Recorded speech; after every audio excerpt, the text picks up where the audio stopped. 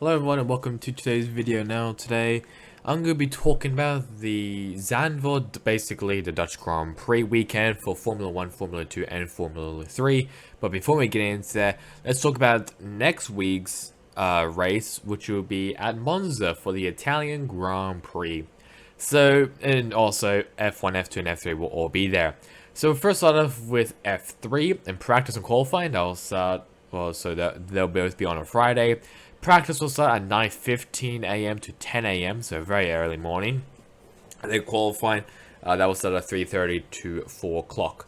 Sprint race will be on a Saturday. That will start at 10:35 a.m. to 11:20 a.m. And then the feature race, that will start on a Sunday. That will start at 8:35 a.m. to 9:20 a.m. For F2, also at Monza, Friday, we'll have practice and qualifying. Practice for on Friday, that'll start at 10:25 a.m. to 11:10 a.m. and then qualifying that'll start at 6:30 to 7 o'clock. I'm pretty sure, yes. Sprint race Saturday, that'll start at 6. That'll start at 6 to 6:45, and then the feature race on Sunday that'll start at 10:05 to 11:05. Then finally for F1. We have an FP1, which I think is on a Friday. Oh my god, Friday, yeah. So FP1 and FP2, that will start on a Friday. I'll start at 2 o'clock to 3 o'clock. FP2, that will start at 5 o'clock to 6 o'clock. FP3 and qualifying on a Saturday. FP3, that will start at 1 o'clock to 2 o'clock. Qualifying, that will start at 4 o'clock to 5 o'clock. Yes. Like, no, I think so. No, 6 o'clock to 7 o'clock. No, 4 o'clock. No, 4 o'clock to 5 o'clock. I cannot. Oh my god, I apologize for that. And then finally on Sunday we have the race. I'll start at 3 o'clock to 5 o'clock. So very, very standard European times, mainly. So let's start off with Formula 3, and first start off with the sprint race, and that was won by Cal Collet. Then Juan Manuel Carrera and Zach O'Sullivan ran out the podium. Then for the top 10, we have Johnny Edgar in 4th place, then Gregorio Salsi, Isaac Hadjar, Victor Martins, Sebastian Montoya, Jack Crawford, and Roman Stanek ran out the top 10. Then for the top 20, in 11th place, Oliver Behrman, then Arthur Leclerc, Franco Colapinto, Alexander Samala, Kalen Frederick, Francesco Pezzi, Zane Maloney, Kush Mane, Joseph basically Pepe Marte, and David Schumacher ran out the top 20. Then finally, if we go over to the feature race, that was won by Zane Maloney, then Victor Martins and Franco Colapinto ran out the podium. Then in 10th place, in 4th place, we have Roman Stanek, then Isaac Hadjar, Jack Crawford, Cal Collet, Sebastian Montoya, Johnny Edgar, and Alexander Samala ran out the top 10. Then to the top 20, starting in 11th place with Kush Mane, then Arthur Leclerc, Arthur Leclerc, Kielan Frederick, Pepe Marti, David Schumacher, Ido Cohen, Enzo Trulli, Francesco Pezzi, Reese Ishima, and Federico Malavesti ran out the top 20. Let's have a look at the driver's standings as we come over to the final race and Monza, which obviously will decide the F3 championship. So currently, I think in the championship battle I'm pretty sure it is, I think it might be the top 4 or even the top 3. Definitely Victor Martins and Isaac Hadjar, both of them still have a chance of winning the championship. Obviously, the separation of 5 points. Further back, we have Roman Stanek in 3rd place, then Oliver Behrman, Zane Maloney, Arthur Leclerc, Jack Crawford, Cal Collet, Alexander Samala, and one you can't see is Franco Colapinto in 10th place. Then we'll go down to the top 20. If we can, there we go. In 11th place, you got Zach O'Sullivan, then Juan Manuel Carrera, Johnny Edgar, Kush Mane, David Vidales, Kielan Frederick, Gregorio Salsi, William Alatalo, Oliver Gothe, and Reese Tsushima ran out the top 20. So I move over to F2, and the sprint race that was won by Marcus Armstrong, then Clemens Novalek and Dennis Hauger ran out the podium.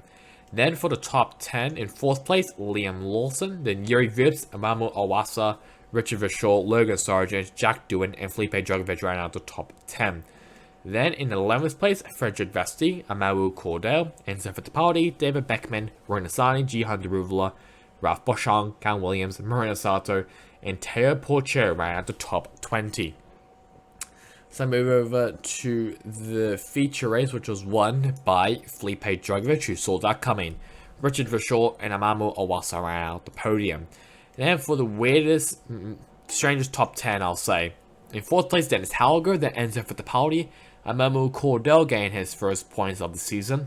Yuri Vips, Oli Codwell, Teo Porcher, and Gihan Daruvula ran out the top 10.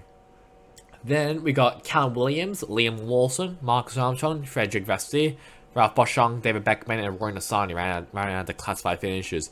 Why was there so many non-classified finishes, you may be asking? Well, that's just because in one safety car race, Liam Lawson decided not to go, and it all stacked up behind him. It's basically Mugello, it was basically Mugello 2020 in F1. That's basically how you have to think about that. Driver standings, one hand on the trophy right now for Felipe Drugovich, that he could actually, he could basically end the championship at Monza if he has a phenomenal finish. So he's currently in front of Teo Porcher by a massive lead, actually. Then Logan Sargent, Jack Doohan, Liam Lawson, Amamu Owasa, Enzo Fittipaldi, Yuri Vips, Gihan Daruvula, and Marcus Armstrong ran out the top 10. Then for the top 20, which I'm just going to be doing, we got Frederick Vesti, Dennis Hauger, Richard Verschoor, Ralph Boschung, Clement Novalak, Jake Hughes, Roy Nissany, Roberto Meri, David Beckman, and Oli Codwell ran out the top 20. Now, let's move over to Formula 1, which is where everyone is mainly focusing on. Oh, that is the Cup Series, not the not F1. And who won the Dutch Grand Prix for Formula 1, you may be asking? Well, it was freaking Max Verstappen. Who saw that coming? Absolutely no one. So in 2nd place, we have George Russell and Charles Leclerc ran out the podium. Then Lewis Hamilton, who actually had a pretty good chance of winning this race. Sergio Perez, Fernando Alonso, Lando Norris, Carlos Sainz, Esteban Ocon, and Lars Stroll ran out the top 10. Then we have Pierre Gasly in 11th place, Alexander Albon, Mick Schumacher, Sebastian Vettel, Kevin Magnussen, Zhou Guanyu, Daniel Ricciardo, Nicholas Latifi, and the 2 non-classified finishers being Valtteri Bottas and Yuki Tsunoda. Verstappen scored the fastest lap. Vettel received a 5-second time penalty for ignoring blue flags, and Carlos Sainz received a 5-second time penalty for an unsafe release. I think he was originally, when he finished 8th place? I think he was 6th. I think he was 5th place when he crossed the line, but obviously with that 5-second time penalty added on, he finished down in 8th place, not 11th place. So the main thing I want to talk about actually is flares. Now, obviously, the flares, they were banned basically from the Dutch Grand Prix, but it didn't really matter because, I mean, I think, what was it, practice or qualifying or something?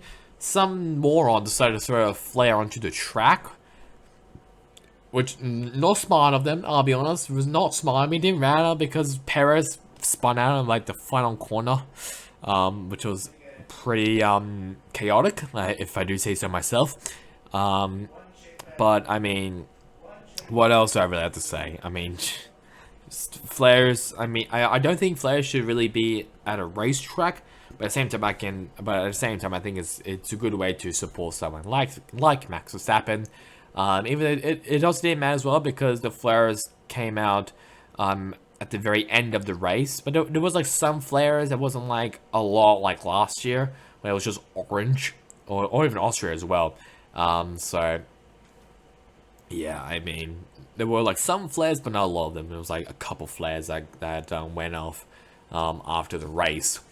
For the stuff that happened, lap 2, Kevin Magnussen gets into the gravel but doesn't hit anything, which is a good sign. Obviously, he finished 15th, so he wasn't really anywhere in this race.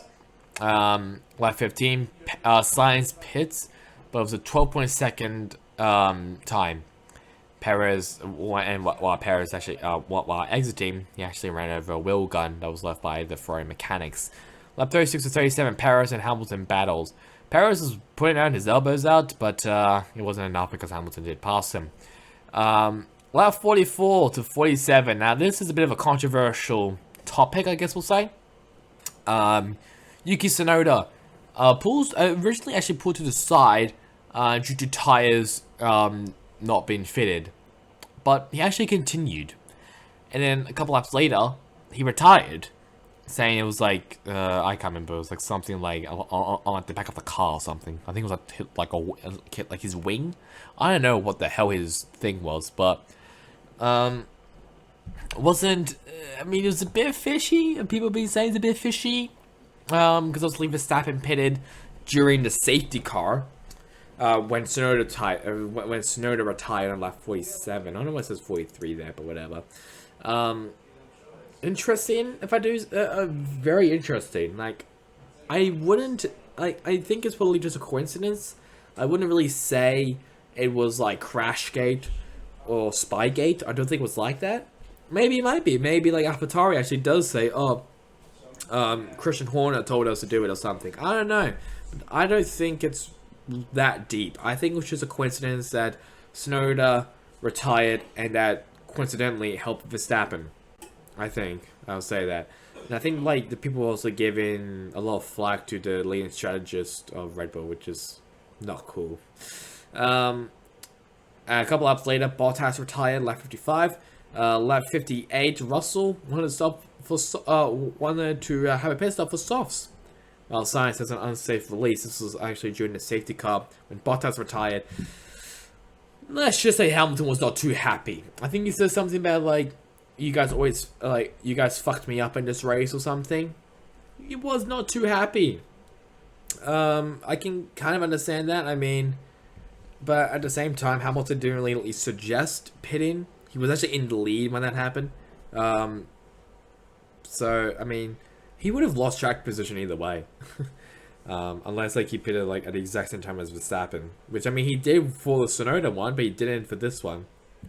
So it is kind of on Mercedes, but at the same time it's kind of on Hamilton because he didn't really suggest it. Russell did suggest it.